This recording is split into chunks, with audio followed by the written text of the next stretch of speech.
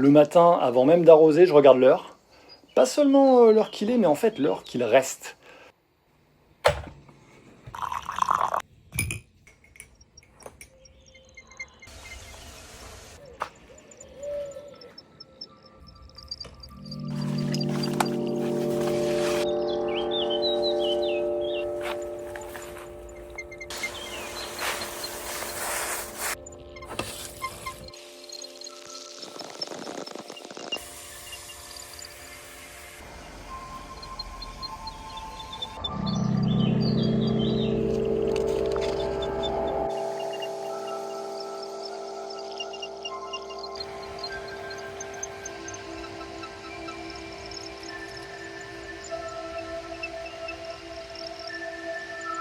Alors aujourd'hui, je vous emmène dans mon petit jardin subtropical, ici dans une journée d'été, dans le sud-est de la France. Un jardin donc petit, fragmenté, très atypique, où j'essaie de faire pousser bananier, longanier, avocatier, goyavier, chérimoya et même manguier.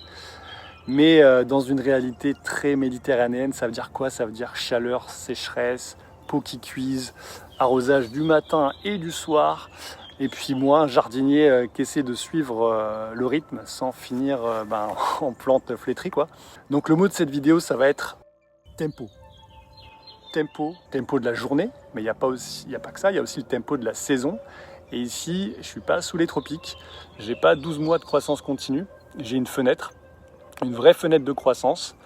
Elle commence doucement au printemps, quand les nuits remontent en température.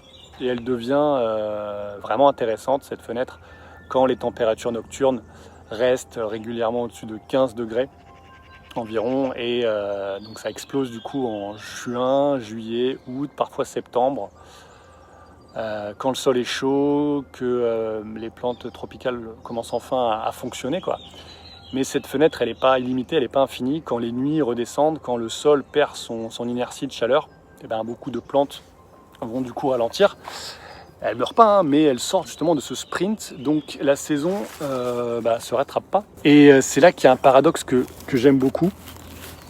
Le jardinage tropical, c'est à la fois un sprint et aussi un marathon. Un sprint parce que quand la fenêtre de croissance s'ouvre, faut être prêt, il faut y aller, quoi. Donc ça veut dire qu'il faut arroser évidemment, fertiliser au bon moment, polliniser aussi au bon moment, en avance dans la saison, pas trop tard, rempoter au bon moment aussi, protéger au bon moment, construire les protections aussi pour éviter de perdre du temps et pouvoir protéger ses plantes au bon moment. Mais c'est aussi un marathon, parce qu'un arbre ne devient pas mature en 3 semaines. Là, il y a un avocatier qui a 4 ans environ derrière moi, 2 ans en pleine terre. C'est des années, passer des hivers un peu stressants à reconstruire au printemps du bois, du verre, et puis bien sûr à capitaliser en été. Donc le vrai défi, c'est pas seulement d'être intense pendant juste quelques jours ou pendant quelques mois, c'est d'être régulier pendant plusieurs saisons. Le sprint du coup, c'est l'été, et le marathon, c'est tout le temps, c'est le jardin en général.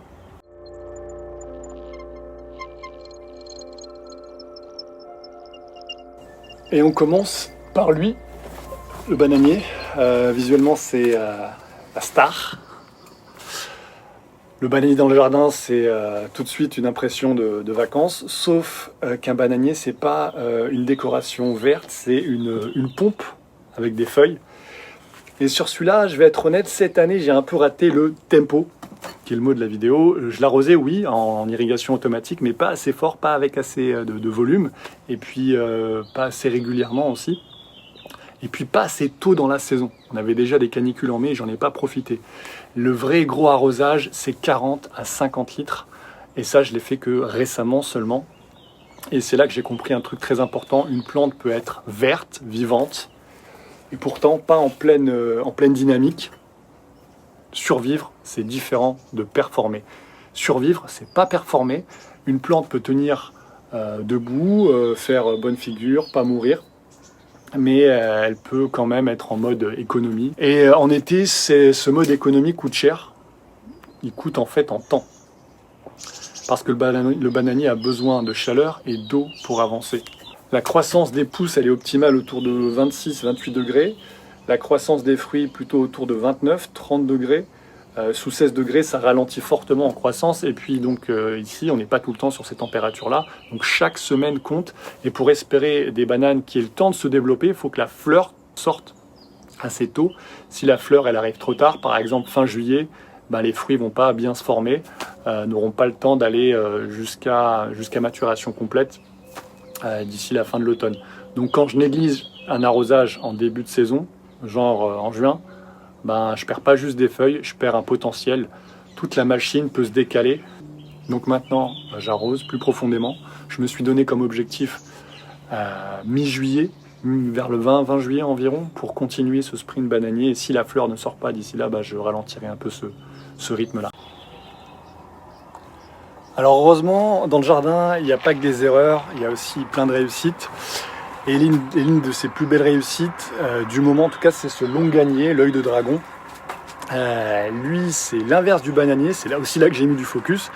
Et là, le tempo, justement, est bien meilleur. Il est en pot, d'environ 40 à 50 litres. Je l'arrose tous les jours. Et dès que je peux, tous les 3 ou 4 jours, je lui donne de l'eau de pluie. Alors, pourquoi ? Parce que cette régularité-là, elle est super importante. Et la qualité de l'eau compte aussi pour ce genre d'arbre, longanier, litchi. Dans un pot, la plante dépend beaucoup plus de moi. Elle peut ne pas envoyer ses racines chercher à 3 mètres des ressources et dire « t'inquiète Max, je gère ». Chez moi, ce longanier a lancé sa floraison en véranda, près d'une vitre, autour du mois de mars. Et ça, c'est une histoire de tempo. La véranda m'a permis de gagner de la chaleur, de gagner de l'avance, de sécuriser donc cette dynamique que j'aurais pas eu dehors. Parfois la réussite de juillet se joue aussi en février ou en mars. Et ce qu'on voit aujourd'hui ici, les fruits, c'est pas seulement l'arrosage du jour, c'est une chaîne de décision et de régularité. C'est l'hivernage, c'est la sortie progressive aussi. C'est le choix du pot, c'est le choix de l'eau, de la qualité de l'eau, de la régularité. Et maintenant, du rythme, encore et encore et encore. On est quoi là, le 9 juillet. Ici, pas besoin de parler fort, c'est les fruits qui parlent, et les fruits mentent pas. Alors autre exemple, c'est l'avocatier As. Lui aussi, il change complètement la manière de réfléchir parce qu'il porte des fruits. Ces petits avocats font maintenant peut-être 6 cm environ de diamètre. Alors c'est pas encore le guacamole de la victoire, mais c'est plus juste une promesse. Quand un arbre porte des fruits, l'eau va changer de statut. C'est plus seulement de l'entretien, maintenant c'est un investissement. L'arbre doit nourrir les fruits et puis continuer à pousser, garder son feuillage actif, supporter cette chaleur. Et dans un sol très drainant comme ici, en plein été, ça peut demander des volumes d'eau qui sont importants. La vraie question, c'est pas est-ce que le chiffre me paraît énorme. La vraie question, c'est est-ce que l'arbre fonctionne? Est-ce qu'il pousse? Est-ce qu'il garde ses fruits? Ça, c'est important, surtout chez les avocatiers. Est-ce qu'il continue à construire du feuillage, de la masse, du bois? Un fruitier en été, c'est un peu comme un entrepreneur en fait, qui se lancerait en plein lancement de sa boîte. On ne va pas lui couper le cash flow au moment où il commence à signer. Donc il faut continuer à approvisionner, à alimenter. Et le tempo, c'est pas seulement l'eau. Parfois, c'est un geste minuscule, mais au bon moment. Un bon exemple, c'est le chérimoya ou le chérimolier. Là, on parle d'une autre forme de tempo. C'est pas le tempo de l'arrosage, c'est pas le tempo du rempotage non plus, c'est le tempo de la fenêtre biologique. Les fleurs de chérimoya sont pas simplement ouvertes ou fermées, elles passent par différentes phases. Et pour obtenir une bonne nouaison du fruit, il faut intervenir au bon moment de ce stade. En mai, quand les fleurs étaient au bon moment pour être pollinisées, pas 3 semaines après, pas quand j'avais enfin justement le temps, il fallait le faire au bon moment, il fallait créer le temps. Le chérimoya, c'est la plante qui te dit mon agenda il est plus important que le tien en fait, et elle a raison, sinon pas de fruits quoi. Donc tu peux pas polliniser un chérimoya en juillet parce que tu étais occupé en mai. Le jardin n'attend pas que ton calendrier se libère, il y a des fenêtres bien précises pour arroser, pour polliniser, pour fertiliser, pour rempoter, pour protéger. Et quand une fenêtre se ferme, parfois elles ne se rouvrent pas avant l'année suivante. Alors maintenant, les goyaviers tropicaux. Le goyavier tropical, surtout en pot, c'est un bon exemple de régularité. En pot, la plante n'a pas de plan B. Le volume, il est limité. L'eau, elle est disponible en quantité limitée. La nutrition aussi. Et en été, le pot peut très vite sécher. Même si ici, j'ai mis des pots de 50 litres pour une plante qui fait 2 mètres, qui est assez jeune encore. Mais quand même. Donc, l'eau, c'est important. La fertilisation aussi, au bon moment. Parce qu'un goyavier en pot, c'est très gourmand. Ça a besoin de construire du feuillage, des branches, de la structure, et la fertilisation peut vraiment accompagner cette dynamique de performance. Mais donc il y a une règle simple, c'est eau d'abord et nutrition ensuite.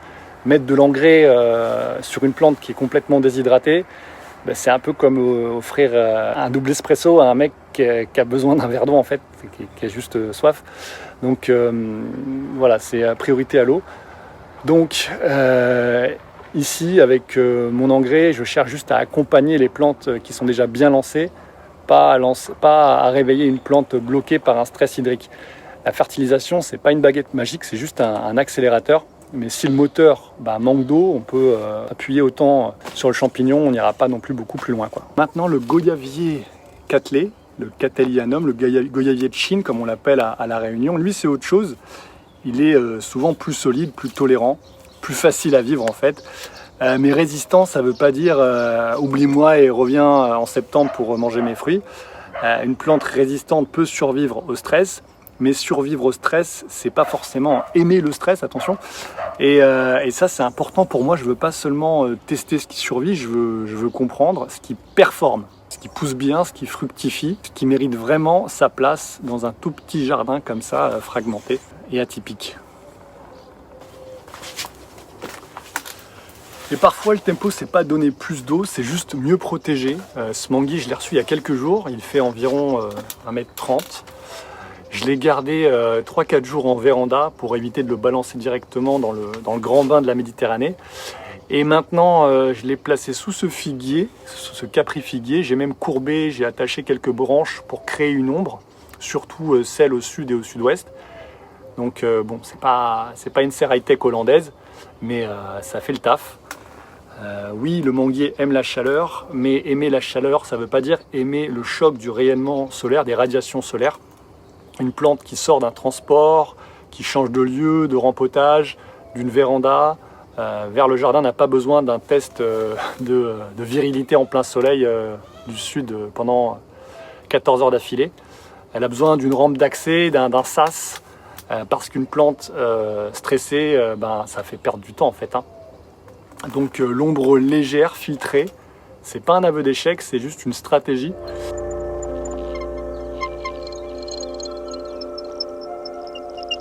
C'est là que j'essaie de construire un système avec des tuyaux qui sont bien placés, des arrosoirs qui sont prêts, plusieurs arrosoirs, des cuves aussi de 50-60 litres pour faire mes mélanges, une irrigation, 2 irrigations en backup, surtout sur les plantes les plus importantes, des coupelles aussi, c'est bien, des coupelles parfois, dans certains cas, avec des plantes qui sèchent trop vite, qui auraient besoin de rempotage, du paillage bien sûr, de l'ombrage, et surtout une routine matin et soir, parce que la régularité, c'est pas seulement, ça vient pas de la motivation, ça vient d'un système qui est bien placé.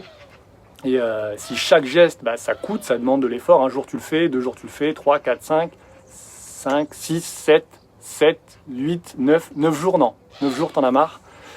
Et le j'en ai marre, en été au jardin, c'est souvent le début des galères. Donc le matin j'agis, après boulot, un peu de repos bien sûr en milieu de journée. Et puis le soir, on relie le jardin, on check, on ajuste. Avec par exemple un pot qui est trop léger qu'il va falloir arroser, une feuille qui pend qui peut donner aussi un signe, un indicateur, un fruit qui tient, une pousse qui repart.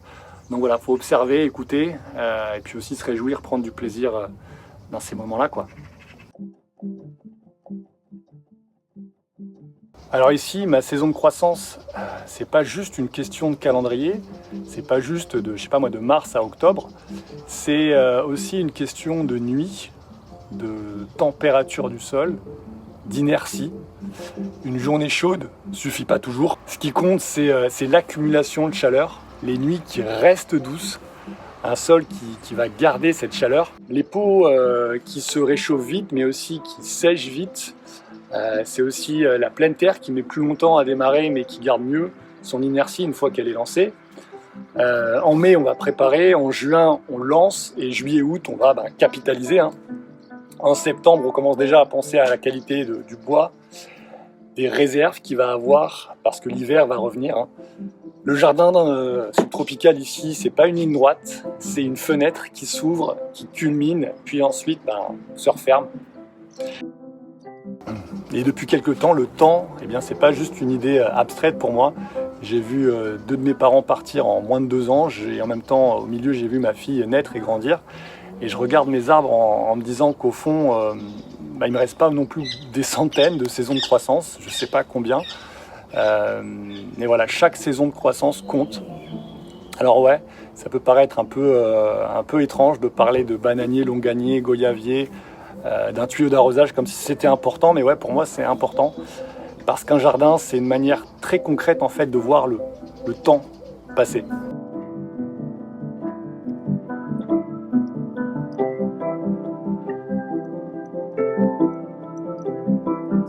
Chaque fruit, c'est une saison qui a marché. Chaque arbre planté, c'est aussi un message pour le futur. Et quand on comprend que le tempo devient autre chose qu'une technique, ça devient une manière quelque part d'habiter le temps.